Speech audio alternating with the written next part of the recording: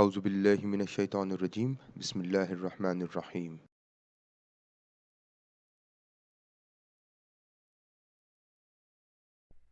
Recently, SMART-PLS4 has been released.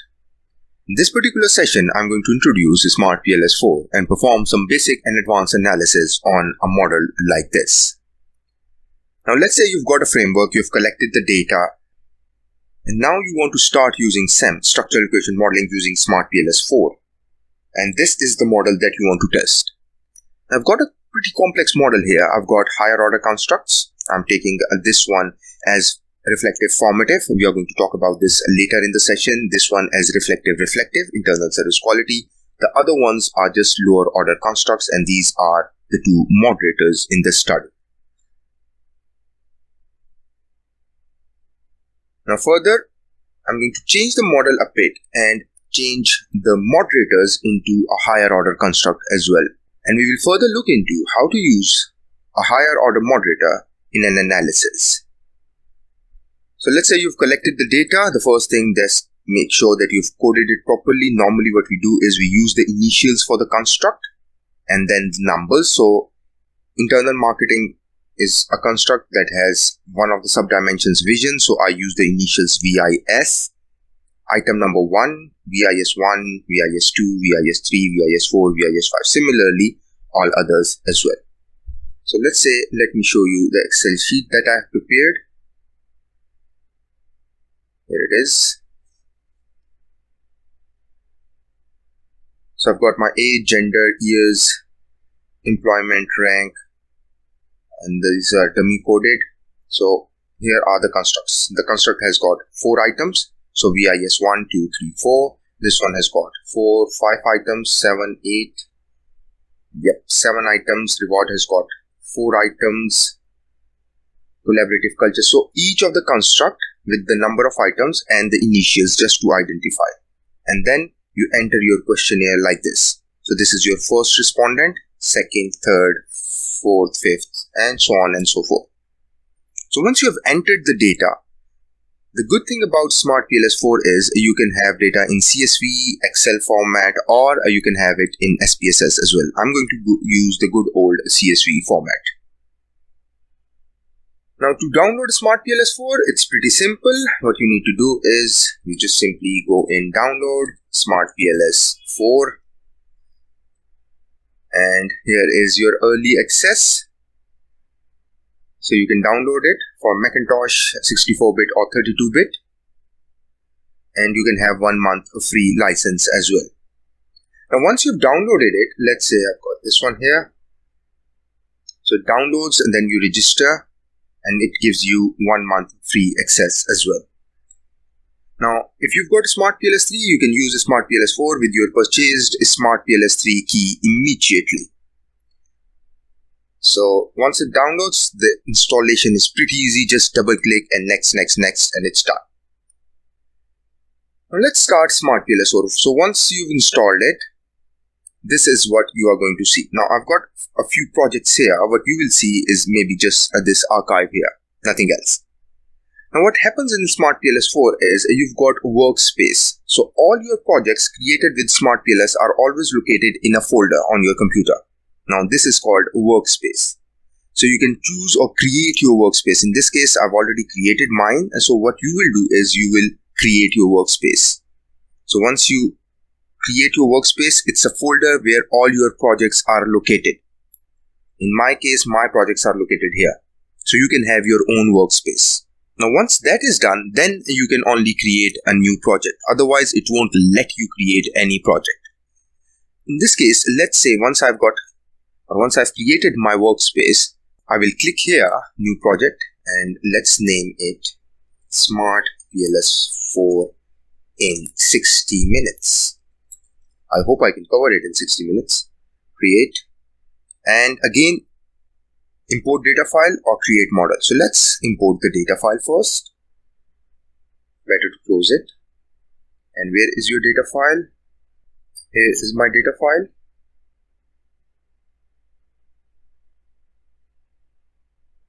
Now it's loaded, and look at this here, comma separator. Make sure if it is a comma separated file, make sure comma is selected here.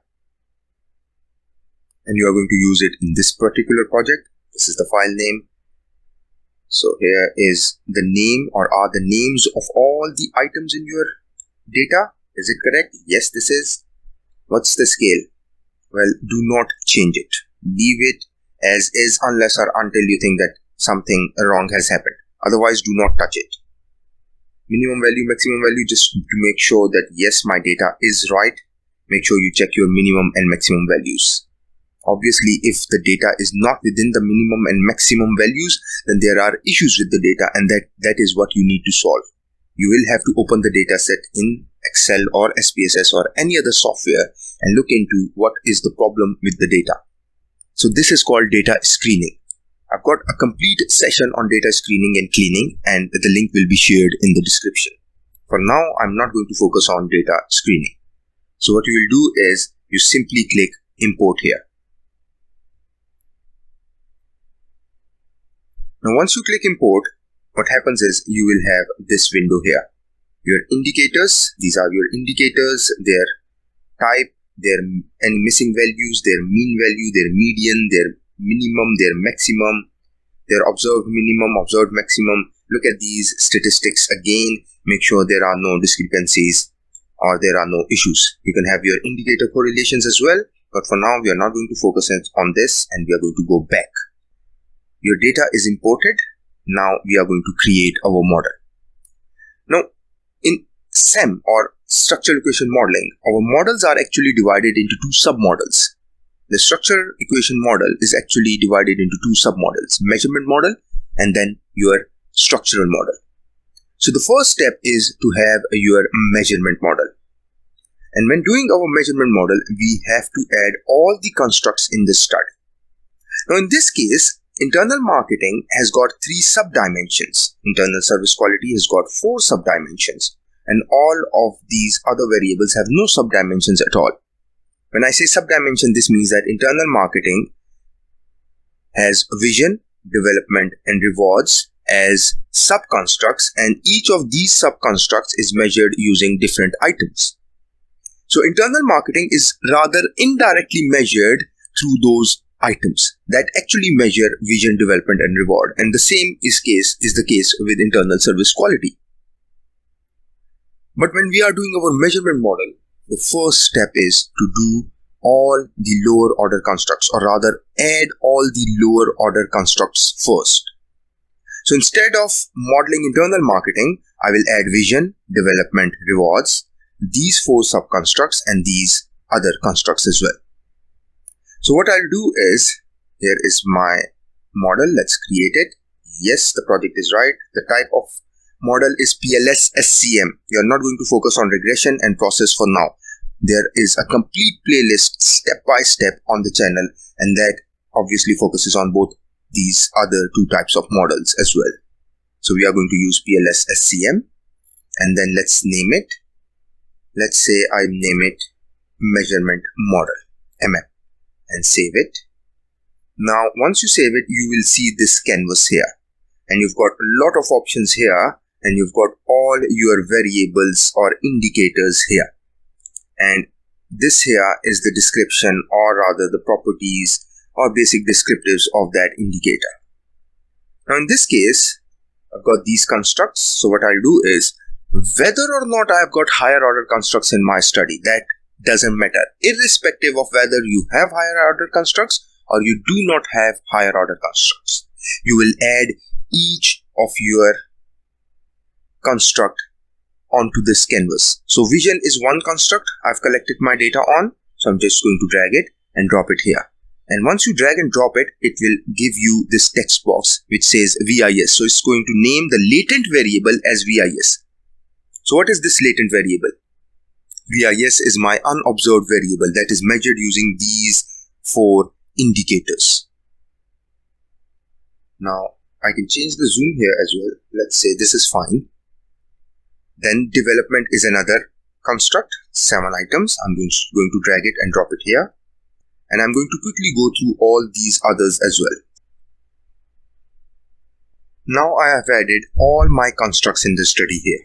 All the constructs in the study, irrespective of whether they come together to measure a higher order construct, just like this here, internal marketing or internal service quality. Now these are separate constructs, so I've added them separately. This is your first step. So what I'm going to do is select one of them, make sure the select toolbar is selected or toolbar button is selected, then press Ctrl A. So all of them are selected. Now press Alt X. So the indicators are hidden. Now I'm going to arrange it. So look at this. Internal marketing here on the left side. Extreme left, that is your independent variable vision, development, and rewards. Where are rewards? Here. So these are the three sub-dimensions of internal marketing. Why am I saying sub-dimensions? Because the scholar, that researcher that developed this scale actually modeled it as a higher order construct, whereby internal marketing had three sub-dimensions. Whereas these other constructs like OP was measured based on just simple indicators and had no higher order construct or wasn't modeled as a higher order construct. So OP goes here. And then I've got our mediators. What are my mediators? Support, commitment, culture. Where is my support? Perceived organizational support. Where is my commitment? Organizational commitment. And then where is my culture? Collaborative culture. Here are my moderators. Role ambiguity and role conflict will be here. Let me put them here. And then I've got my internal service quality. So internal service quality, rather obviously modeled as a higher order construct with 4 sub-dimensions. Now that I have arranged the model, still I cannot run it. And let me first draw connections, because you cannot run a measurement model unless or until you've drawn connections. So how to draw connections? Click here, connect. So look at these connections. The internal marketing is linked with all the sub-dimensions and the dependent variable. Now in this case, I haven't got any internal marketing. I've just got the 3 sub-dimensions. So I'm going to link each of the sub-dimensions with each of the mediators. And in this case, I cannot link internal marketing with internal service quality because both of them are higher order constructs. So what I'm going to do is I'm going to link each one of these with each one of these. So this is the first step. Connect, and let's connect them. 1, 2, 3, 4, 5, 6, 7. Now this is done, and I'm going to do for these 2 as well now. So I'm going to do it quickly. Now your IV here, IV is now connected to your MVs, mediating variables. And again, we obviously need to connect it with the DV as well. Internal marketing is connected to the dependent variable. Now this is complete. Now the next step, let me arrange it a bit. Put it here. Put it here. Let me put this one here. Move these 2 here. Now once this is done, the next step, the mediators to the dependent variable. Again, use the connect one here. The mediators to the dependent. Again, internal service quality is modeled as a higher order construct. So these are the sub-dimensions. So each of the sub-dimensions will be linked to the dependent variable. Now once that is done, you are complete here. But what about the moderators? Now the moderators are moderating this relationship here between culture and organizational performance. So what you will do is you will link the moderators in measurement model with the dependent variable that the relationship they are moderating. So they are moderating the relationship between collaborative culture and OP. So I will link the moderators with the DV of that relationship. Now your measurement model is ready. Now once this is done, what we are going to do is we are going to go to calculate, and we are going to run PLS SCM algorithm to get our results for measurement model. And what we are going to do in measurement model, we are going to do this. We are going to look into factor loading, how well each indicator represents the underlying construct. We are going to check the reliability using alpha and composite reliability. We are going to check the validity through convergent validity and discriminant validity, and then how to report the measurement model. So let's run it, calculate, PLS-SCM algorithm. Make sure path is selected to get better R-square values. Standardize is fine, default is fine, nothing else to do. Make sure open report is selected, because sometimes what happens is you do not select this or it's not selected, then you do not get any output. So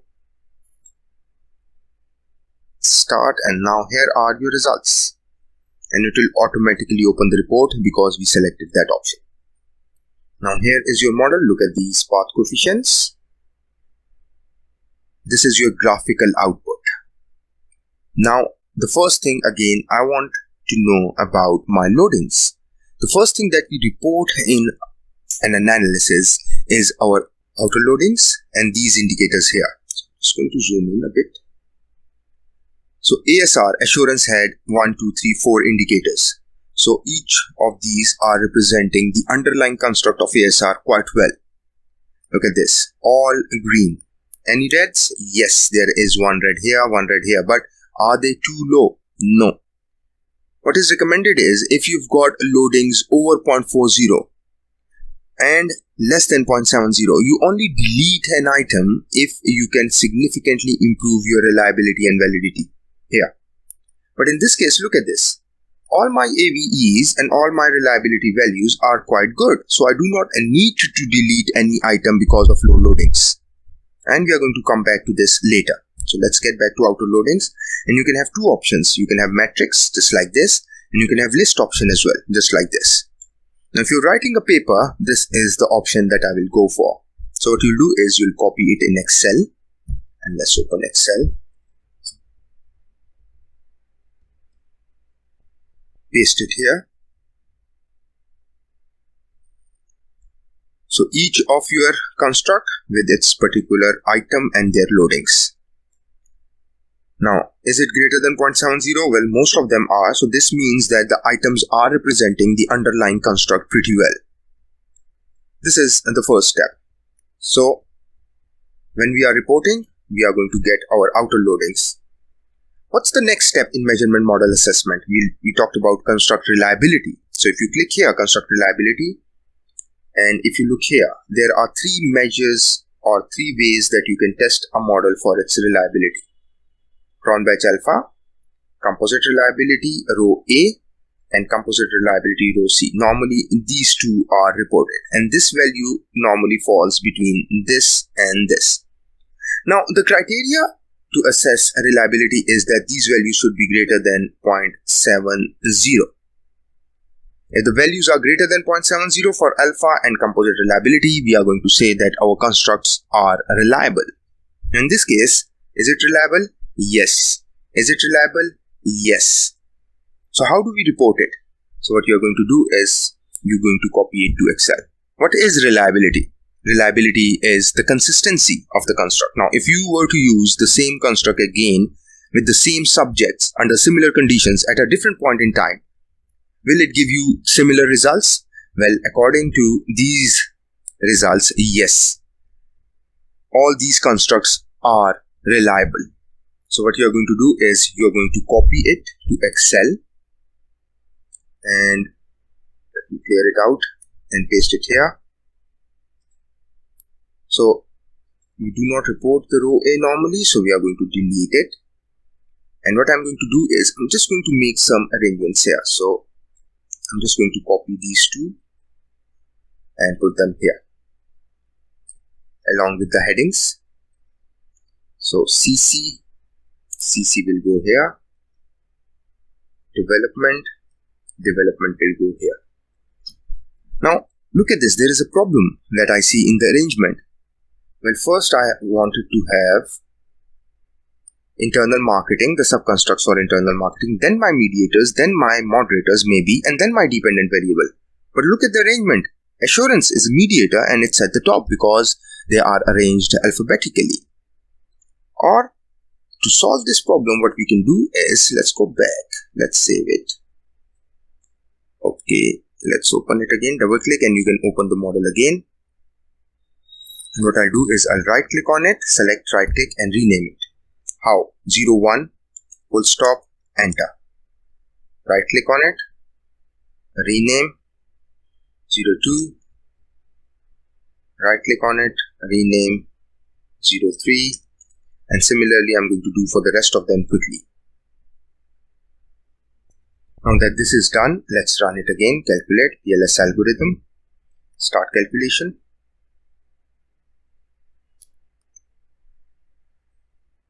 And here are my results, and look at this, outer loadings. Let's go back here, look at this. Vision first 2, 3. Now if you want to do this one as well, you have to number these ones as well. But for now, I'm not going to do this.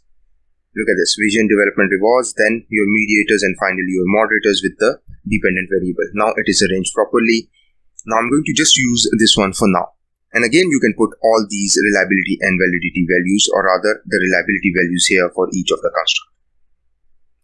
Now what is this average variance extracted? Now that you've reported your reliability, the next step is to assess your construct validity. And the first step is convergent validity. What is convergent validity?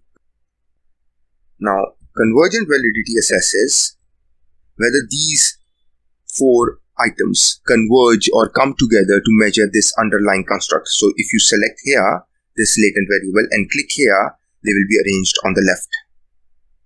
And similarly, you can select the whole model here and move it on the side here.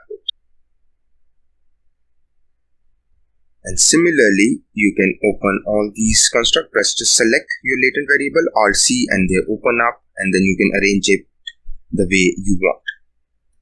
Alt-C.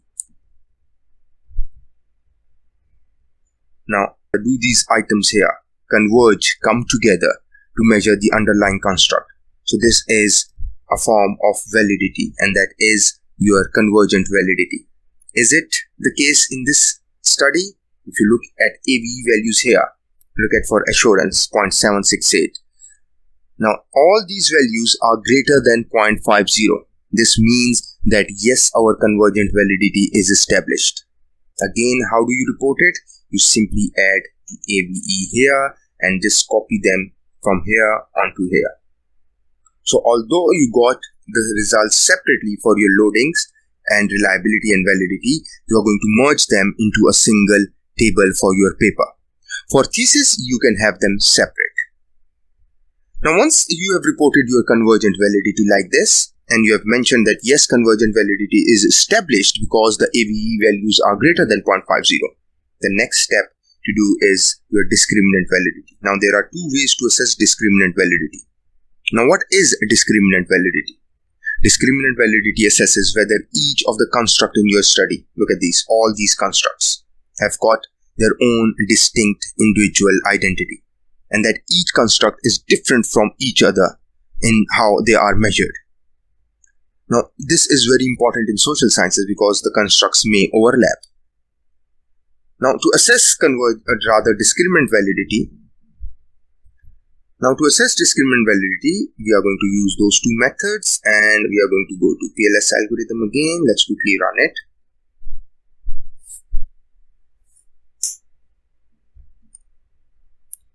Now let's come back here, discriminant validity, and the first method, heterotrait monotrait ratio. Look at these values.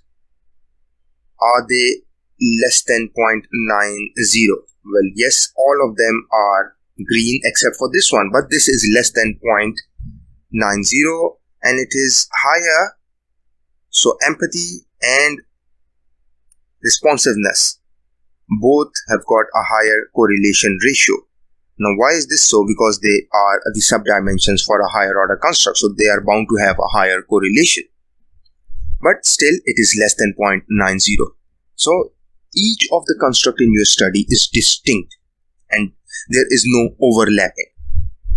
Now another way to do this is Fowler and Larker criterion. And what happens with Fowler and Larker criterion is that this value here, which is the square root of AVE. Which AVE? The AVE that we saw earlier here, this one.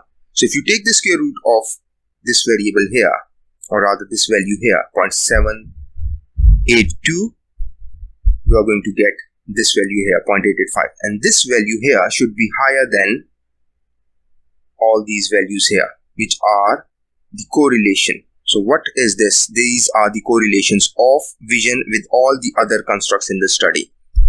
So the correlation of vision with all the other constructs in the study should be less than its square root of AVE.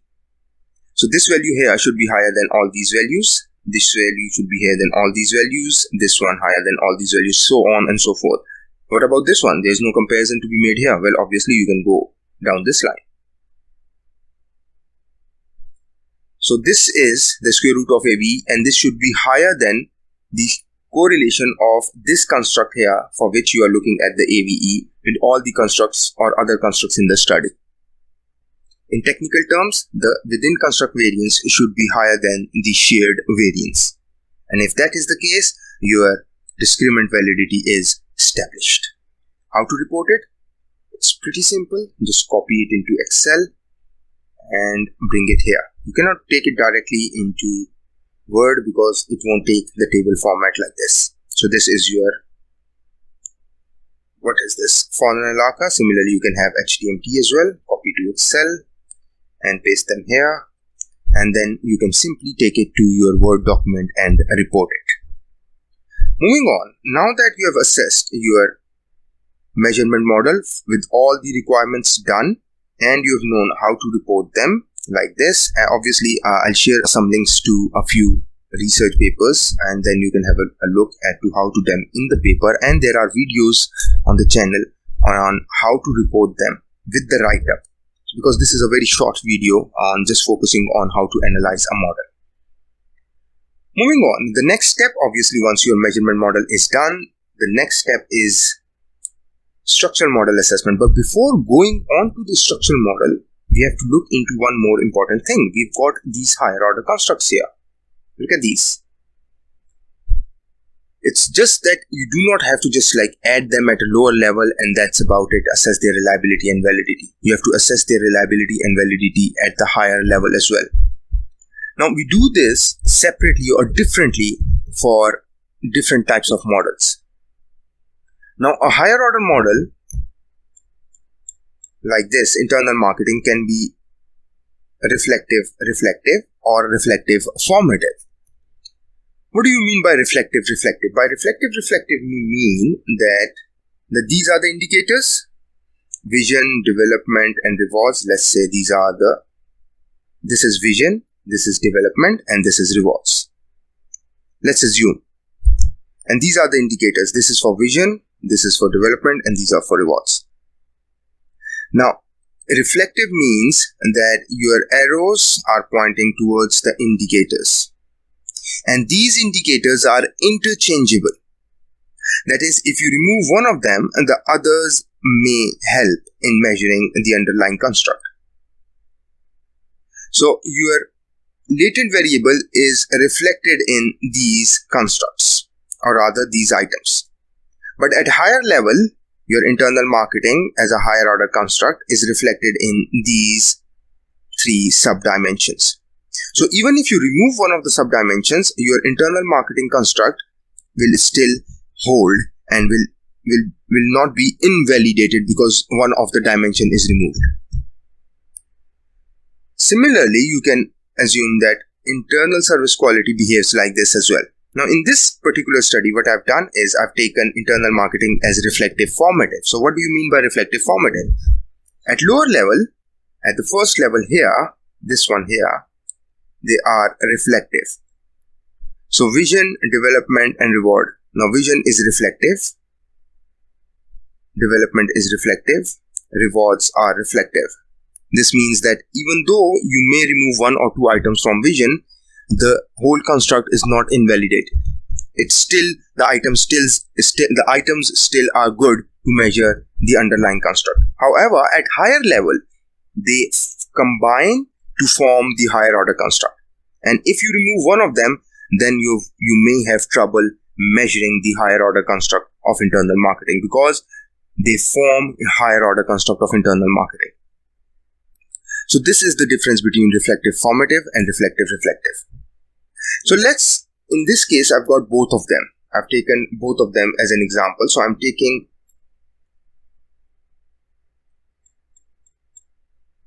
I'm taking internal marketing as reflective formative, and I'm taking internal service quality as reflective reflective. Now, how do I assess or validate my higher order constructs? Now, before I validate my higher order constructs, what I need to do is, let me open the report here,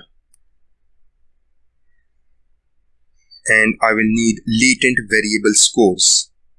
Now, each of your construct has now got a latent variable score.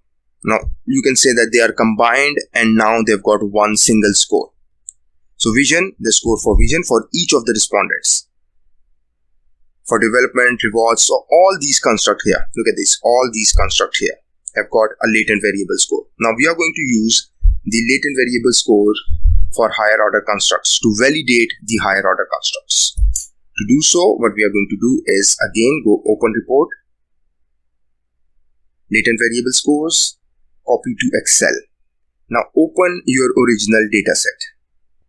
Now once you have opened it, go towards the end. I've already got it, but I'm just going to remove it for now. And go towards the end, select the first row, the last column, and press Ctrl V. And now you've got it here. You do not need this one, the cases, right click, delete. Although I do not need the latent variable scores for our lower order constructs as well. What are the lower order constructs? POS, OC, CC.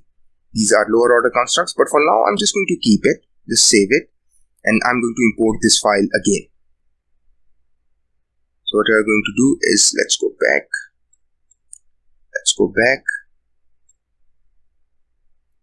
And you can double click on it, go to setup, and look at the bottom.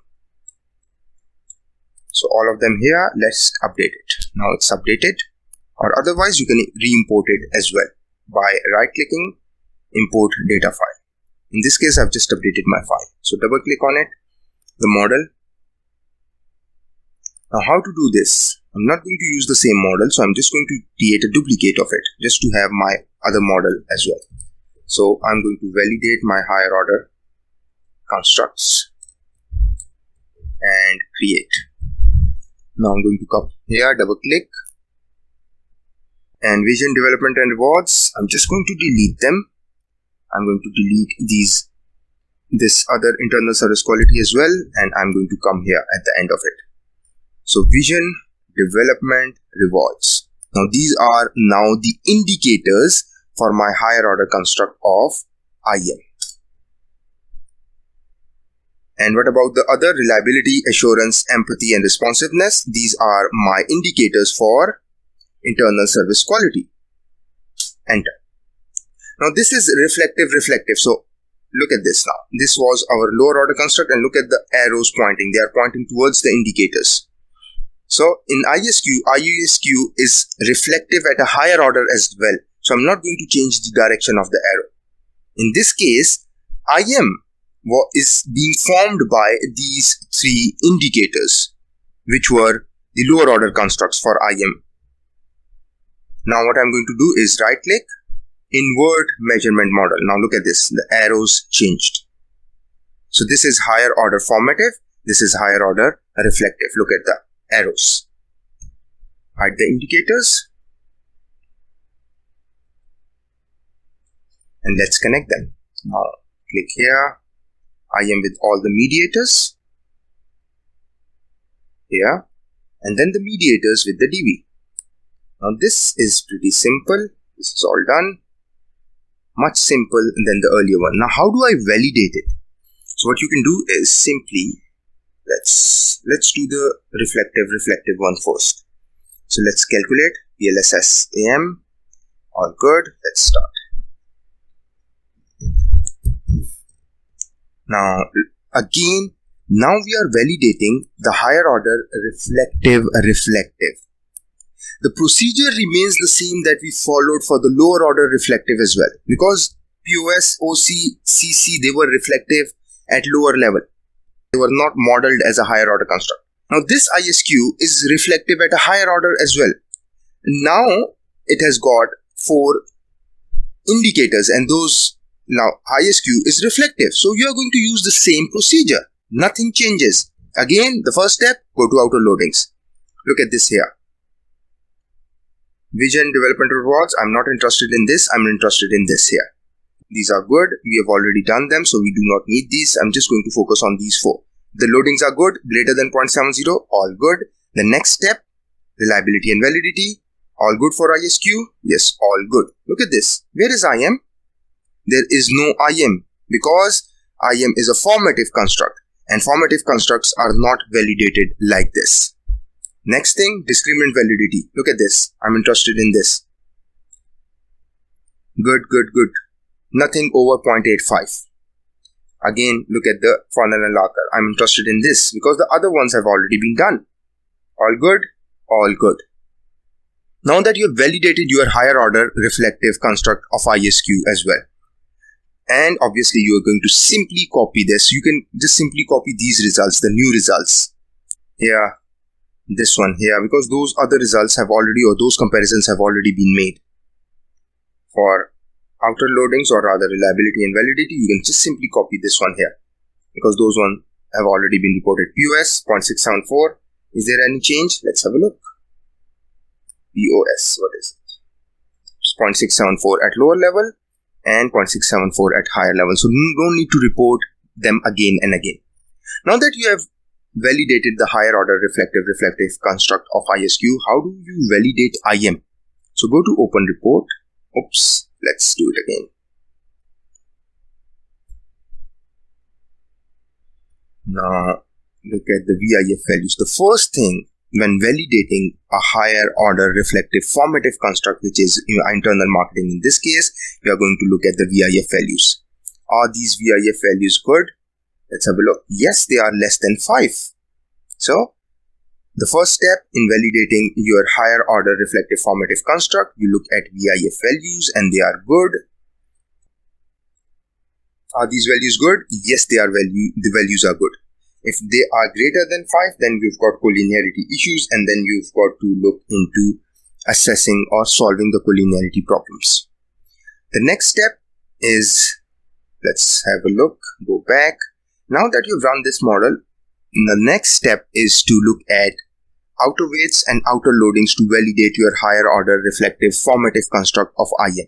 So you cannot do it through PLS algorithm. You will have to run bootstrapping procedure for that. And we are going to use the same procedure to assess our structural model, whereby we assess the relationship between construct, that is, we test our hypothesis. But for now, my objective is to validate my internal marketing construct. So I'm going to go to calculate, bootstrapping.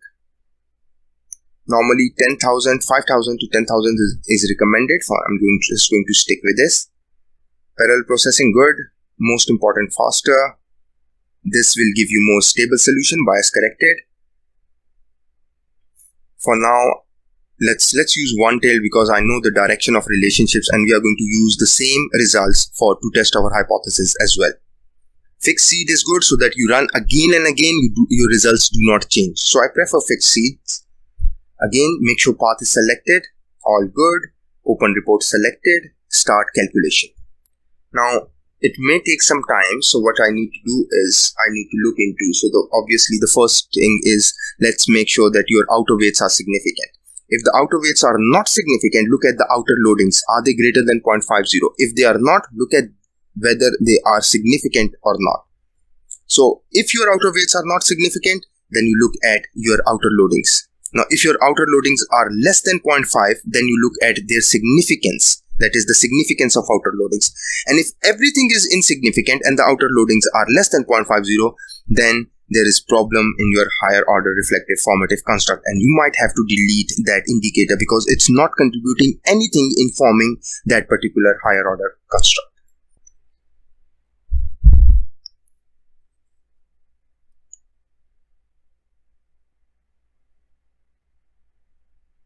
Now here are our results. And the first thing that we are interested in is outer weights. Look at the outer weights here.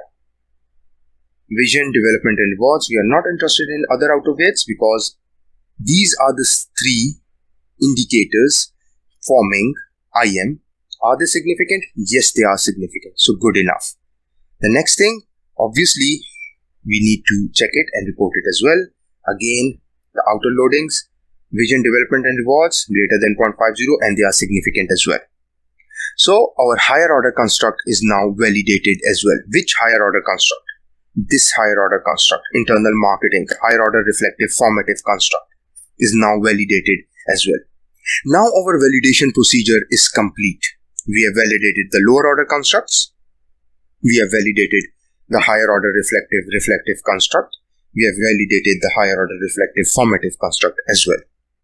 Now that validation is done, now I'm going to move to our structural model, whereby I'm going to assess the relationship between variables. Now before I do that, I'm just going to make a slight change to the model.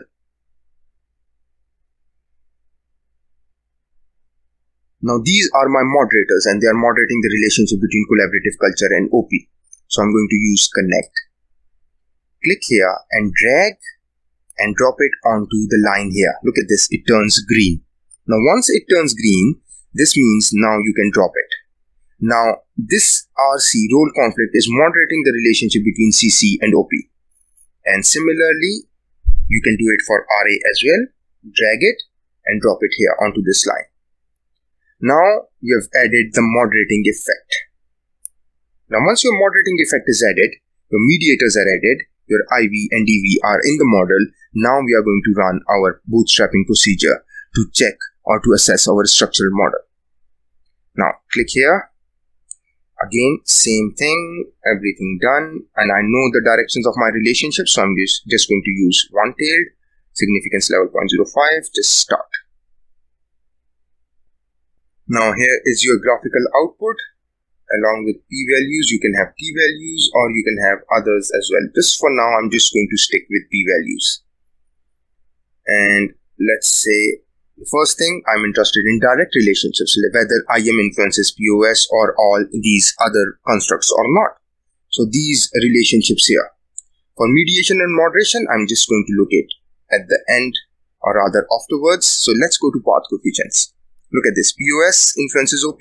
No, it is insignificant. So there is no impact of POS on OP. Why am I saying there is no impact? Because the p-value is red and it is greater than 0.05. It has to be less than 0.05 in order for a relationship to be significant. Is this relationship significant? Yes, because this is green and it is less than 0.05. The t statistics is greater than 1.645. Why 1.645 and not 1.96? Because this is one-tailed test. I know the direction of my relationships. The weight of impact, well, these are sizable. This is pretty high. So IM has got quite a strong impact on creating collaborative culture. Look at the T statistics. So this is, or these are your direct relationships. So let's say I've got a hypothesis H1. And H1 is that there is a significant impact of organizational commitment on organizational performance. So, is it significant? Yes, it is significant. Let's say I've got another hypothesis here. There is a significant impact of perceived organizational support on OP. Is it significant? No, it is not significant. So what you can do is simply copy it to Excel. Here. You can paste it here. And what we normally do is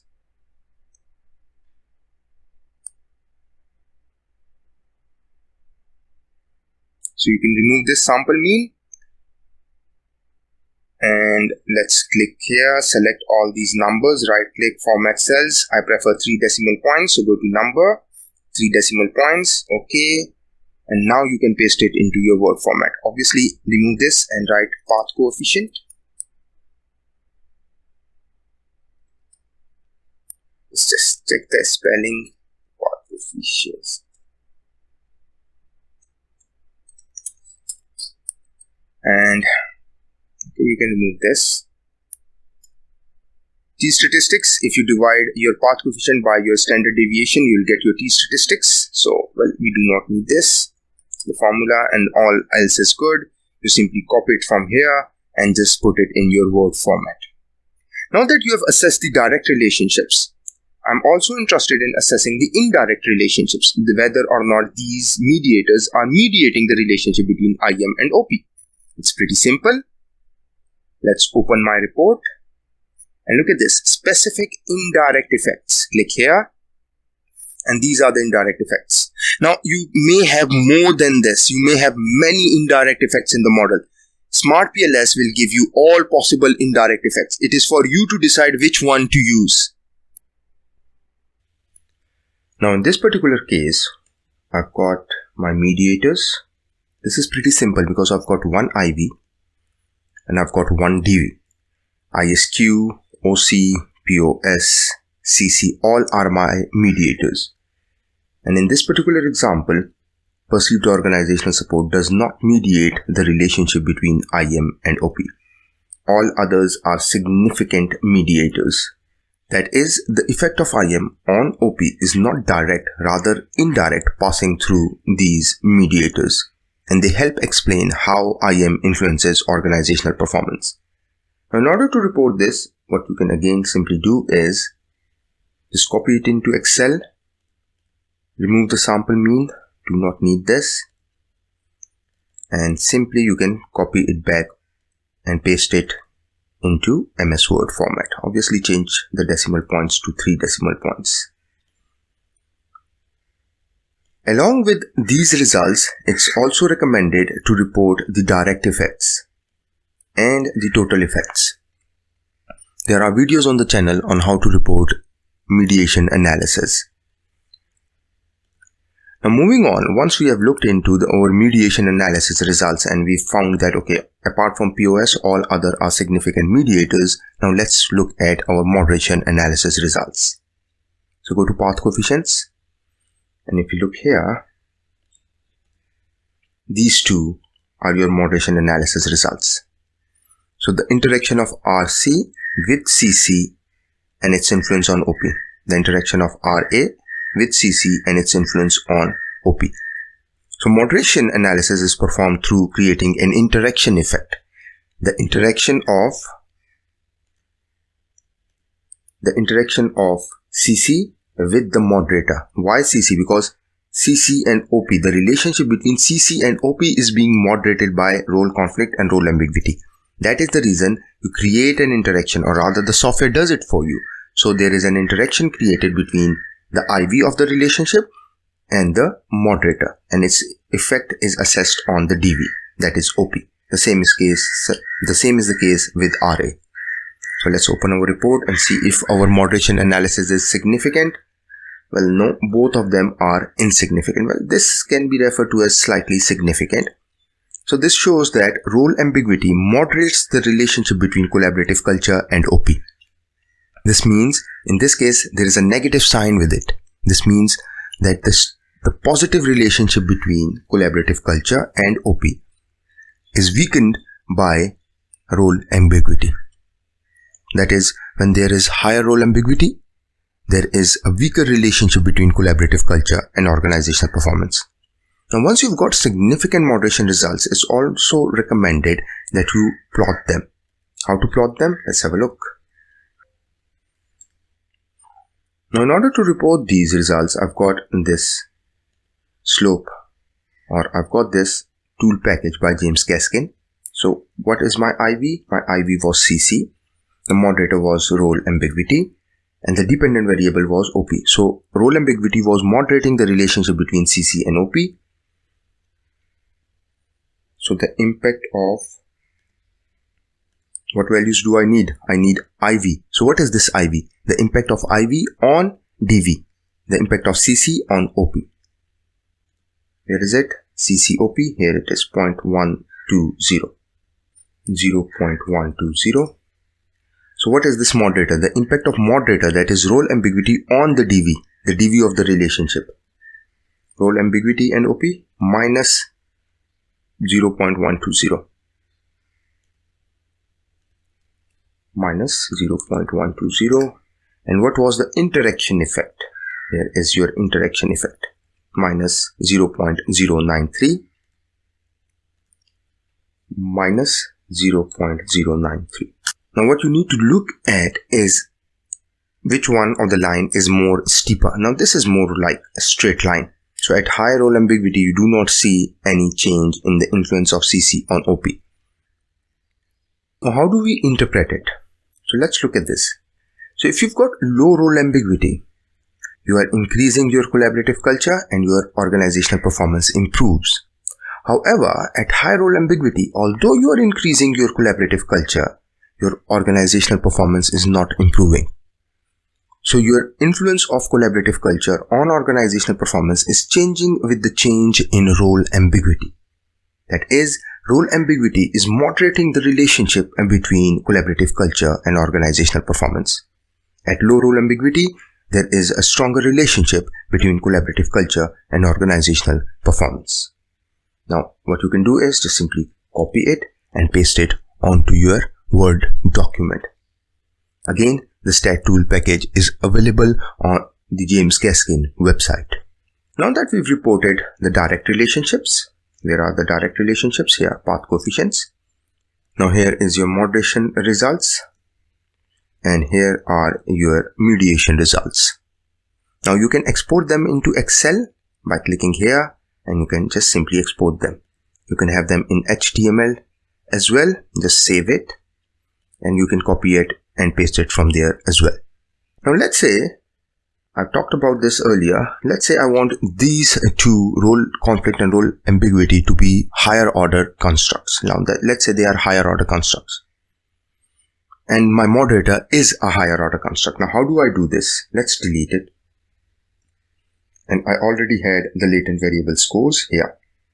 Role ambiguity, role conflict. Now these are the two indicators of role stress. So I drag and drop it onto here. Type in RS. Let's hide the indicators, Alt X, and now connect it. So it's a moderator moderating this relationship, moderating this relationship. So drag and drop here. Well, I didn't create the direct relationship earlier, so let me do that as well. Here you go. And direct relationship here. So this role stress is now moderating three particular relationships. Let's see how my results are. Calculate, bootstrapping, and I'm just going to do quickly one. Let's do 1000 quickly, although 5000 to 10,000 is recommended. Let's start. Now let's look at our moderation results. Where are they? Path coefficients, and look at this. Role stress, no.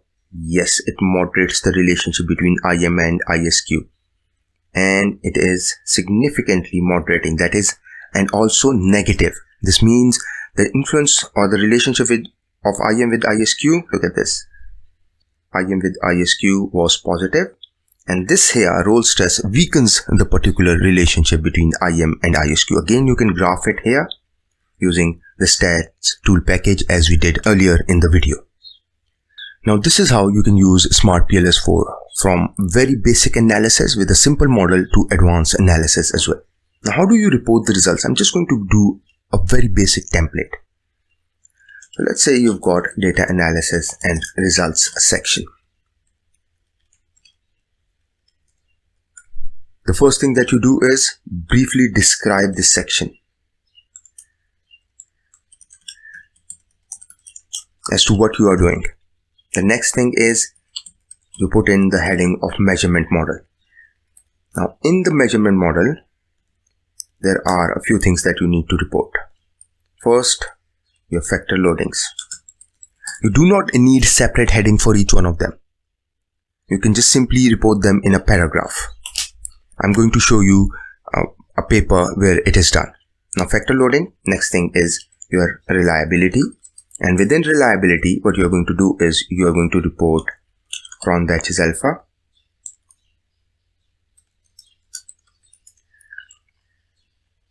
composite reliability, and once that is done, you are going to report construct validity. And within construct validity, you are going to report convergent validity, discriminant validity, and within discriminant validity you are going to report Cornell and Larker criterion, and apart from that you are going to report the HT-MT ratio. And once that is done, you are good to move further to your structural model analysis, whereby you look into whether or not your proposed hypotheses are significant or not. And in the structure model, you can start off with your VIF values. So where are your VIF values? Have a look here. Now this is my model. So let's go to calculate PLS SCM algorithm, start.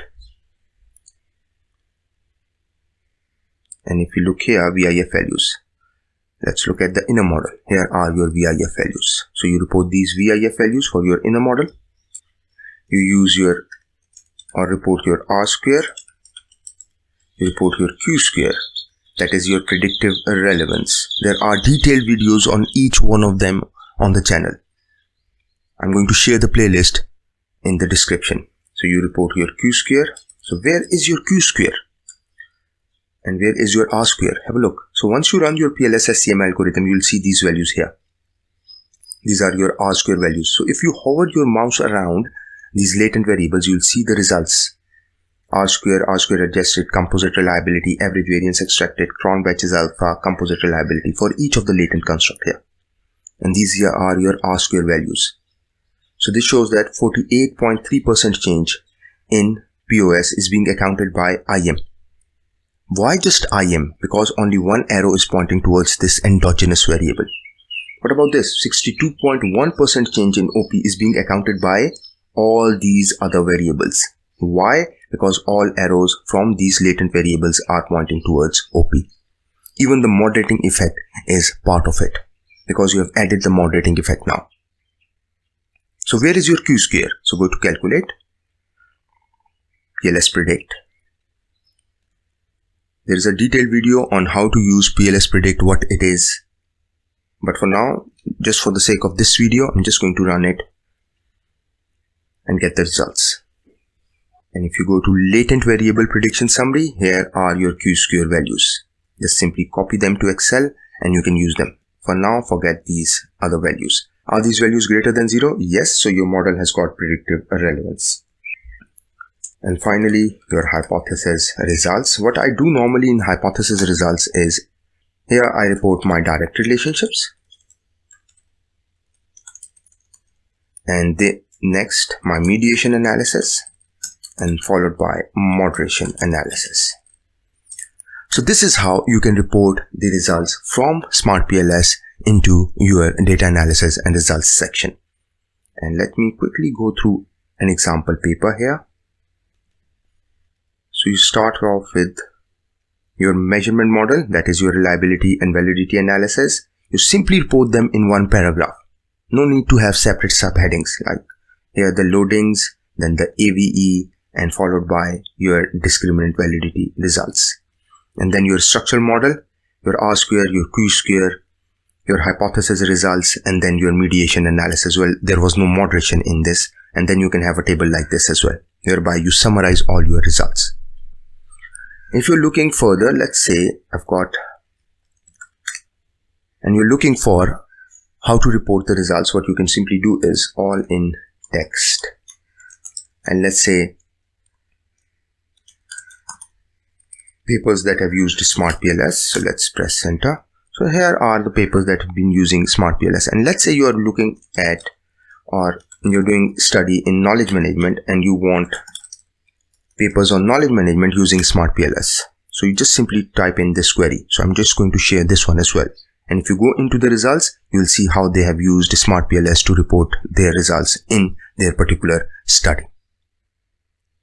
In thesis, you can have a much more detailed results section. You can have separate headings for each one of them. You can have separate factor loadings heading, reliability, convergent, construct validity, and within construct validity, you can have separate headings for these.